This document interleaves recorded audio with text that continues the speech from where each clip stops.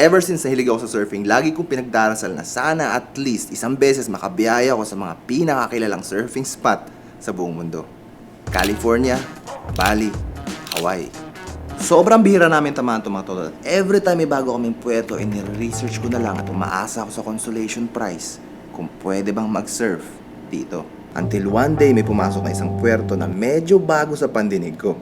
Imbituba, Brazil. At nagulat ako sa recommendations. Totoo ba to?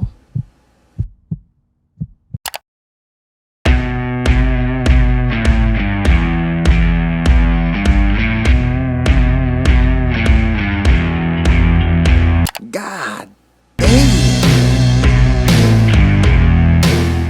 Gabi na rin na makalis kami sa Victoria pero buhay pa rin ang syudad. Isa siguro to sa pinakamagandang view na nakita ko sa isang city habang papalabas. Excited ang lahat sa susunod na puerto pero biglang nag-180 ang sitwasyon na makasagupa namin ang mga hinihiling kong alon.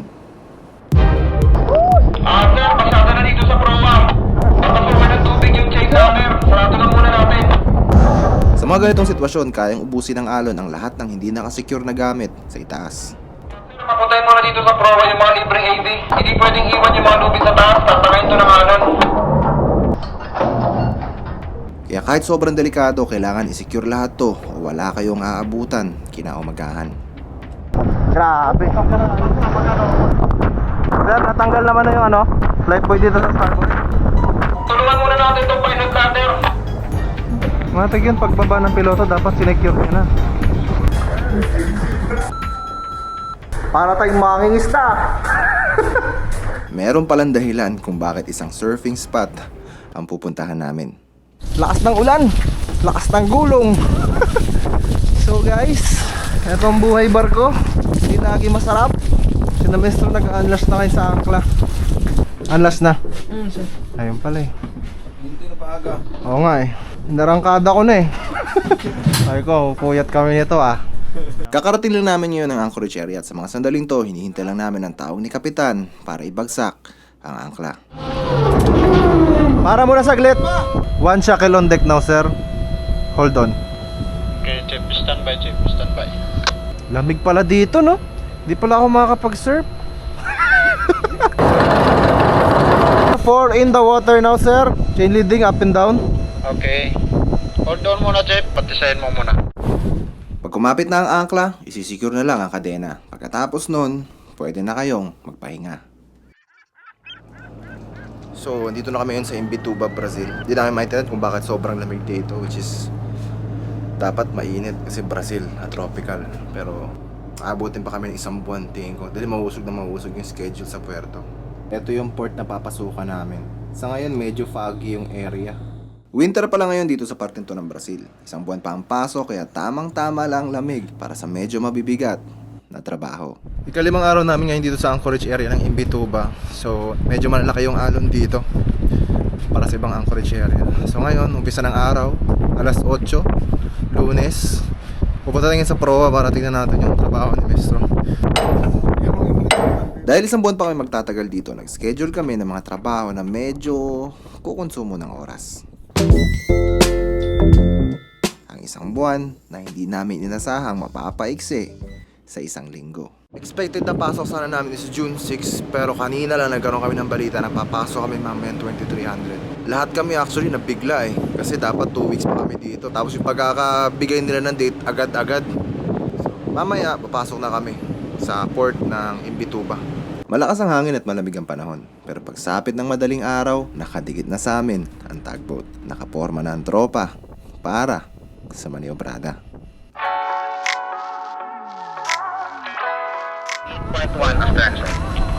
Stop engine. Stop engine. How many? 2? Dalawa daw. Lipat na. Very organized very nice. Arya. Naging swabe ang buong maniobrada na makabit ang mga lubid, bumaba na ako para kitain ang mga surveyor. What's your name again, sir? My name is Emerson. Emerson. Nagumpisa ang draft survey at ang unang araw namin sa puerto.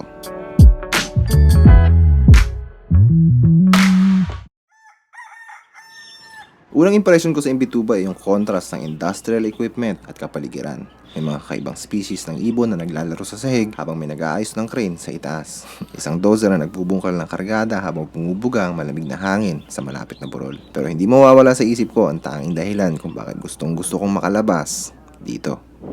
May sinilip namin na surfing spot na beach. Sana makalabas tayo at masilip natin to. Kaya maaga pa lang pinaset up ko na agad ang mga kailangan gawin nang matapos na agad ang mga pending na trabaho.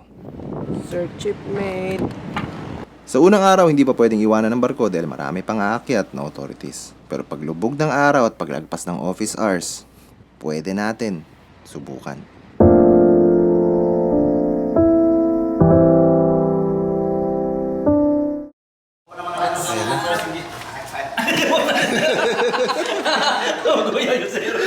Sir, good evening. Gawin siya, Pero na po day ko, sir. Ha? Bago kami makalabas, kailangan muna namin magpaalam kay Kapitan para hingin ang mga documents at pera na kakailanganin namin. Sige, sir. Thank you, sir. Saan tayo pupunta muna? Sa bus? Kakalabas na namin ng barko ngayon, apat kami. So ngayon, hinihintay lang namin yung bus. Ayun na pala eh. Eto na yung hinihintay namin, guys. Let's go!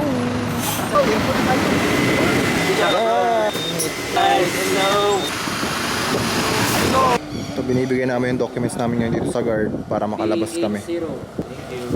Alright! Mula sa unang gate ng puerto, 25 minutes ang lakaran papunta sa exit. Sundan ulit natin yung blue guys. Ito ba? Surfing spot biyan ni Trigan. Oo. Dito ko rin nakita kung gaano lang kalapit ang surfing spot sa puerto namin. Pero di ka pwedeng mag-surf ng gabi kaya maghahanap na lang tayo ng ibang pwedeng gawin sa sentro ng ganitong oras. So nakalabas na kami ng puerto ngayon. May sign dito. Pare. Pare! Very unusual kasi pag pupunta ka sa mga Brazilian city, unang nila sinasabi, be careful pag lalabas ka. Dapat hindi ka nag-iisa. Kasi marami na hold up eh. Pero dito, sabi ng agent, sobrang safe daw ng city na to. Pansin mo rin naman sa mga taong nakakasalubong, medyo mababait sila. Corner, from here, shoot. Hirap ang transpo mula sa puerto kaya kinailangan pa namin magtanong-tanong. Inaabot din kami ng halos 1 oras bago makarating sa syudad. Pinilit daw siyang lumabas. At dito nagumpisa ang paghahalungkat sa paboritong tinadayo ng mga seaman sa Brazil. Parehas lang design. Alas 9 na rin na makarating kami at dito na naubos ang oras namin. Namili kami ng mga kakailanganin namin sa biyahe papuntang UK. Birthday kasi ni Segundo sa 28 kaya bumibili siya ng cake niya. Huli ka! Sinagan naman tsaka si Tatsuki nandito. Pagkatapos nun, napag-isipan namin na kumain na muna bago umuwi. So dito kami yun sa isang food stall na malapit doon sa pinag-groceryhan namin. Tapos ay mag-grocery, ito, kain na muna kami, inom ng beer. Pero at least matikman namin yung mga lokal na pagkain. Tara, palita! So what does Medmex mean? Medbex, Hamburger! Sabi na onion. Para sa akin ang pakipag-interact sa mga tao sa iba't ibang parte ng mundo ang isa sa pinaka nakakaaliw na parte ng pagbabarko. Ang laki nito eh. My friend, how long you've been here in Brazil? 10 years. Ah, that's why. Very fluent in Portuguese ah. My friend, this guy loves Naruto. Kasama na rin doon ang beer at pagkain. Laki oh. Rate 1 to 10.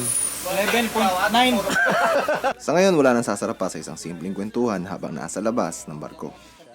Salamat sa libre. At dahil makulimlim na ang langit, nag-decide kami na kumuha na ng taxi pauwi.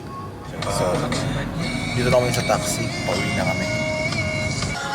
Tem que ter autorização.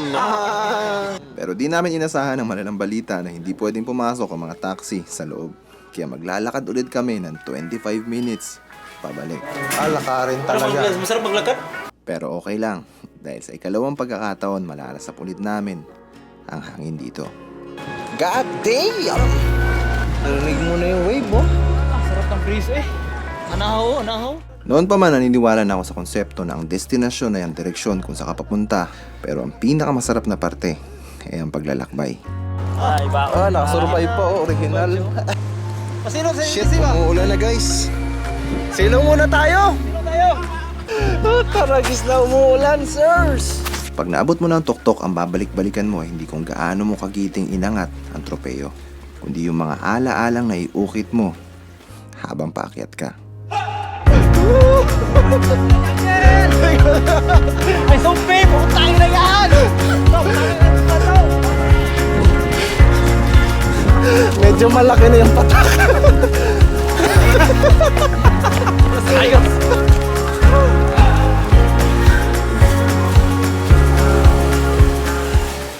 Iba-iba tayo ng tinatahak na daan. May mga nakapag-umpisa ng maaga at may mga naghintay ng matagal.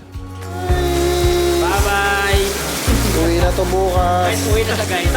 Uwi na siya. Pinagwapo namin po siya. Ikalawang barko pa lang ngayon ni Tatsuki. Laking probinsya at mas pinipili ang magbarko papuntang Maynila kaysa mag-eroplano. Nasa stage pa siya na takot maiwan mag-isa sa airport. Kaya lagi namin sinasabi sa kanya na lahat tayo dumaan sa wala.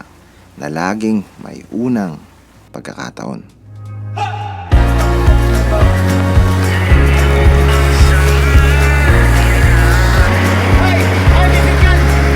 National Geographic!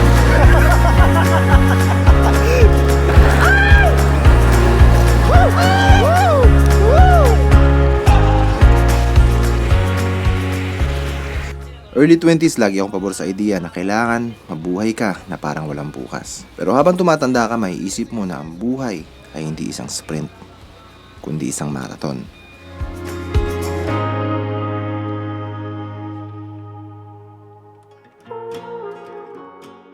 Take it slow pero wag mo sanang gawing dahilan to para mag-play safe sa mga crucial na desisyon ng buhay mo. Dahil may mga tao na matagal naghintay para maabot yun. At hindi lahat tayo pantay-pantay na mabibigyan ng sapat na oras.